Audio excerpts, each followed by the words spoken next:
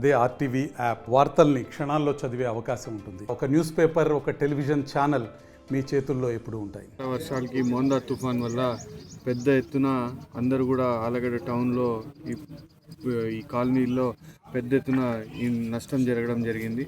వాళ్ళందరికీ కూడా వెంటనే ఆ నీళ్లు పోయే మార్గం చూడాలా. ఆ నీళ్లు పెరుగుతూ ఉన్నాయి. పాపం ఇళ్లలో లేకుండా అందరూ కూడా బయటికి వచ్చేసి రోడ్లన్నీ కూడా జలమయం అయిపోయినాయి.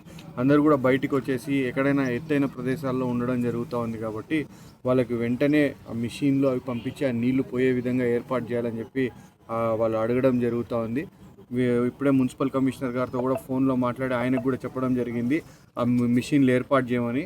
వాళ్ళు గిన ఒక 1 అవర్లో గిన రెస్పాండ్ అయిన మిషన్లు పంపించి నీళ్లు పోయే విధంగా గిన ఏర్పాటు చేయకపోతే మేమే సొంతంగా పార్టీ తరఫున, వైఎస్ఆర్సీపీ పార్టీ తరఫున మా మిషన్లు మా మెనుని పెట్టి ఈ వాటర్ పోయే విధంగా ఏర్పాటు చేస్తాము. ఖచ్చితంగా ప్రభుత్వం దీని మీద చర్యలు తీసుకోవాలా. ఈ బాధితులకు అందరికీ కూడా ఇప్పుడు ఈ వర్షాల వల్ల ఎవరైతే బాధితులు ఉన్నారో రైతులు కానీ, సామాన్య బీద జనం కానీ, వాళ్ళందరికీ కూడా ఏవైతే ఫెసిలిటీస్ కావాలో అవన్నీ కూడా ఏర్పాటు అయ్యే విధంగా చూడాలా. ముఖ్యంగా మున్సిపాలిటీల్లో ఇంత పెద్ద ఎత్తున వర్షం కురిసిన తర్వాత శానిటేషన్ మీద ప్రత్యేక శ్రద్ధ తీసుకొని ఇప్పుడు ఏదైతే ఈ వాటర్ని డీవాటర్ చేయాలో ఈ వాటర్ని అంతా తీసిన తర్వాత కూడా శానిటైజేషన్ మీద శ్రద్ధ తీసుకొని జబ్బులు కానీ, రోగాలు కానీ ప్రబలకుండా చూడాలని చెప్పి కోరుతా ఉన్నాము.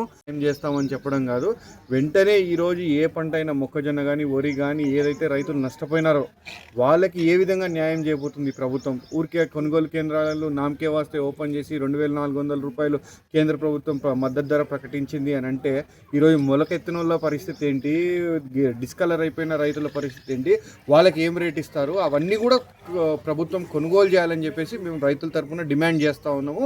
ప్రతి ఒక్క రైతుది ఆఖరి గింజ వరకు కొనే బాధ్యత ప్రభుత్వం తీసుకోవాలా. ఏదైతే మొలకెత్తిందో, డిస్కలర్ అయిందో వాళ్ళందరిది కూడా ఏదైతే కేంద్రం ప్రకటించిన మద్దతు ధరకి కొనాలా. కొనలేని పక్షంలో ఆ రైతులందరికీ కూడా క్రాప్ ఇన్సూరెన్స్ డబ్బులు అందించే విధంగా చూడాలా అని చెప్పేసి కోరుతా ఉన్నాం.